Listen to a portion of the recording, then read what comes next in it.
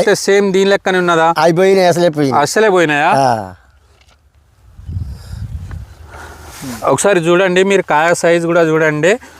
కాయ సైజ్ అనేది తగ్గదు. ఆల్రెడీ రైతు కూడా ఒక కాపు అనేది తెంపడం జరిగింది. ఒకసారి సైజ్ చూడండి, దగ్గర కనుపులు, దగ్గర కాపు ఒకసారి చూడండి మీరు.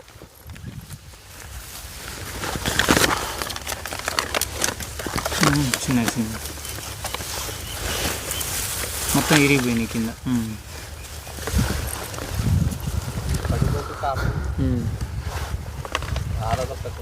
సంజయ్ ఇత్తనం సారు, మంచి బెమ్మన కాత కాసింది. చుట్టుపక్కల తోటలు అన్నీ పోయినాయి. నా తోట ఎట్లంటే అట్లా ఉంది. అన్ని రోగాలను తట్టుకున్నది, ప్రతి ఒక్క రోగాలు తట్టుకుంది.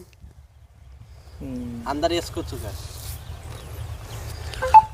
ఈ వాతావరణానికి తట్టుకుందంటే ఈ ఇతనంలో దమ్ముందా అండి? మరి ఇత్తనమే మంచిది. మళ్ళీ ఈ ఇతనాన్ని మీరు వేసుకుంటారా? వచ్చేసారికి బ్రహ్మాండంగా వేసుకుంటారు. మీ తోటి రైతులకు చెప్తారుగా.